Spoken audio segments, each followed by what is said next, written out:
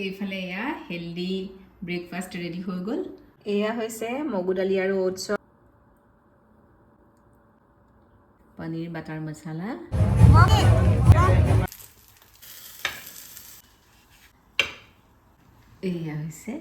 এয়া ৰাতিপুৱা ব্ৰেকফাষ্টৰ কাৰণে মগু দালি তিয়াই ৰাখিছিলোঁ। এয়া ধুই মেলি এতিয়া মিক্সি জাৰটোতে লৈ লৈছোঁ। খুব সহজতে বনাব পাৰি, লগতে হেল্ডিও, প্ৰটিনেৰে ভৰপূৰ।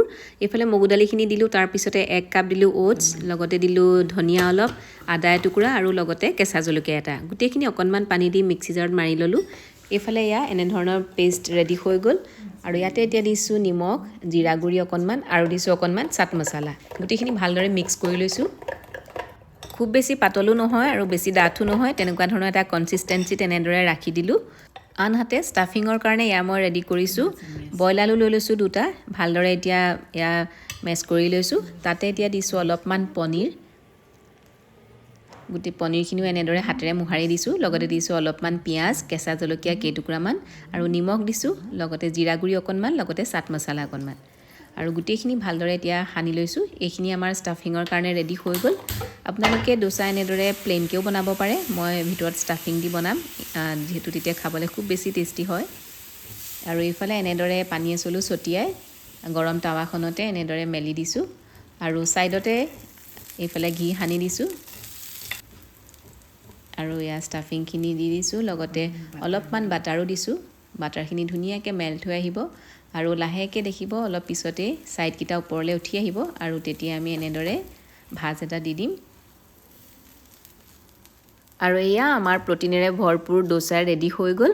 আৰু তেনেদৰে মই আৰু এটা বনাই লৈছোঁ, আপোনালোকক দেখুৱাইছোঁ। ইয়াত ষ্টাফিং নিদি প্লেইনকৈও বনাব পাৰে, আৰু নাইবা আপোনালোকে নিজৰ মন পচন্দৰ ষ্টাফিং ইউজ কৰিব পাৰে। এইফালে এয়া মোৰ ৰেডি হৈ গ'ল। বনাবলৈ খুবেই সহজ, লগতে খাবলৈও টেষ্টি আৰু লগতে হেল্ডিও হয়।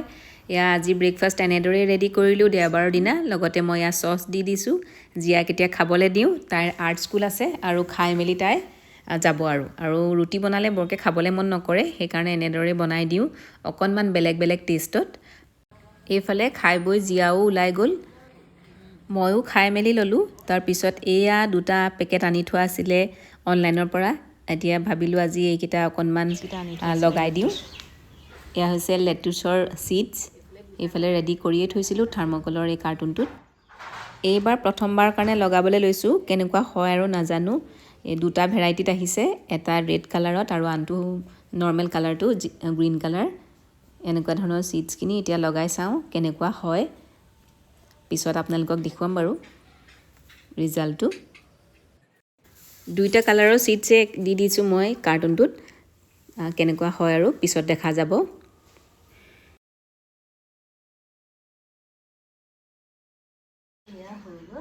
অলপ ইয়াতে দি দিলোঁ আৰু অলপ টাবত দি অলপ ৰাখি থৈছোঁ। এতিয়া একে কোবে আহিলোঁ পাকঘৰলৈ। এইফালে এয়া বনাই আছোঁ মটৰ পনীৰ। ৰেচিপি টাইপত দেখুওৱা নাই, সকলোৱে জানে বনাব, আৰু এনেয়ে বনাইছোঁ যেতিয়া ভিডিঅ'টো কৰি দেখাইছোঁ কি বনাইছোঁ। এইফালে এয়া মছলাখিনি ভালদৰে ভাজ খোৱাৰ পাছতে এয়া গৰম পানী দি দিছোঁ। ভালদৰে উতল অহাৰ লগে লগে ইয়াতে দি দিছোঁ গ্ৰীণ মটৰ। এইখিনি মই আগতীয়াকৈ বইল কৰি ৰাখিছিলোঁ, নহ'লে মটৰখিনি সিজোতে টাইম লাগে, আৰু ফ্ৰ'জেন মটৰ হ'লে গৰম পানী দি ধুই দিলেই হৈ গ'ল। এতিয়া দি দিছোঁ পনীৰখিনি। পনীৰখিনি মই অলপ ফ্ৰাই কৰি থৈছিলোঁ, আৰু গোটেইখিনি এতিয়া মিলাই দিছোঁ। লাহেকৈ লৰাই এতিয়া ঢাকনখন লগাই 5 মিনিটমানৰ কাৰণে কম ফ্লেমত ৰাখি দিম। 5 মিনিটৰ পাছত এয়া অকণমান দি দিছোঁ গৰম মছলা। গোটেইখিনি অকণমান লৰাই মেলি দিছোঁ। আৰু এতিয়া শেষত দি দিছোঁ অলপ ৰোষ্ট কৰি লোৱা কচুৰি মেথি।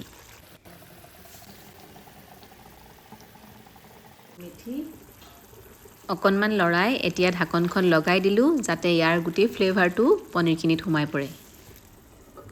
মটৰ পনীৰ এয়া ৰেডি হৈ গ'ল। লগতে মই আৰু এটা আইটেম বনাওঁ বুলি ভাবিছোঁ, যিটো নেকি অলপতে ভাইৰেল হৈ গৈছে, ডিমৰ এটা ৰেচিপি। এয়া মটৰ পনীৰখিনি এটা ছাৰ্ভিং বলত উলিয়াই লৈছোঁ।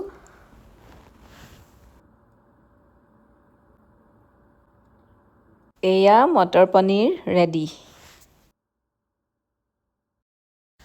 ডিমৰ ৰেচিপিটোৰ কাৰণে এয়া অকণমান তেল দি লৈছোঁ, তাতে এটা বইল ডিম দিলোঁ, তাৰ ওপৰতে এটা ডিম ভাঙি দিছোঁ, আৰু লগত এয়া বিলাহী দিছোঁ, অকণমান মিহিকৈ কটা পিঁয়াজ দিছোঁ,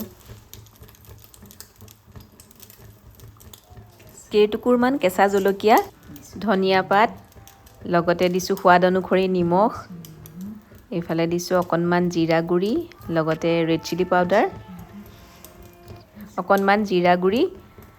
তাৰপিছত এতিয়া প্লেট এখন ওপৰতে দি লুটিয়াই দিছোঁ। লুটিয়াই দিয়া ছাইডটোতে পুনৰ একেখিনি বস্তুৱেই ৰিপিট কৰি দিছোঁ। এনেয়ে ট্ৰায়েল কৰি চাইছোঁ কেনেকুৱানো হয়, লগতে আপোনালোকৰ লগতো শ্বেয়াৰ কৰি দিছোঁ।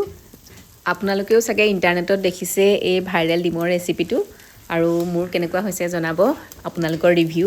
এনেই ট্ৰায়েলহে কৰিছোঁ। এইফালে গোটেইখিনি বস্তু এবাৰ আকৌ ৰিপিট কৰিলোঁ। প্লেট এখনত এতিয়া উলিয়াই দিছোঁ আৰু লগে লগে ভাতো ৰেডি কৰি দিওঁ। মোৰ বিয়া এখনো খাবলৈ যাবলগীয়া আছে, সোনকালে আজৰি হৈ মেলি ৰেডি হওঁ। আৰু এইফালে আপোনালোকক ফালি দেখুৱাইছোঁ, ৰ'ব ভিতৰখন কেনেকুৱা হৈছে। এইফালে এয়া ভাইৰেল ডিম ৰেডি। জীয়া আৰু এখেতক খাবলৈ দিলোঁ, আৰু ময়ো লৰালৰিকৈ ৰেডি হৈ বিয়া ঘৰ পালোহি। ভিডিঅ' কৰিবলৈ থাকিয়ে গ'ল লৰালৰি কোবত।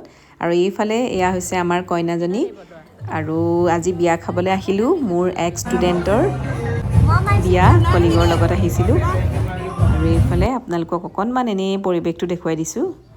আমি বিয়া ঘৰলৈ অলপ সোনকালেই গ'লোঁ, তেতিয়া মানুহ আহিবলৈ আৰম্ভ কৰিছিলেহে, আৰু অকণমান এনেই পৰিৱেশটো দেখুৱালোঁ। আজিৰ ব্লগটো এনেদৰে সামৰিছোঁ। পুনৰ লগ পাম আপোনালোকক নতুন এটা ব্লগৰ সৈতে। সকলো সুস্থ থাকক আৰু কুশলে থাকক। আজিলৈ বাই বাই।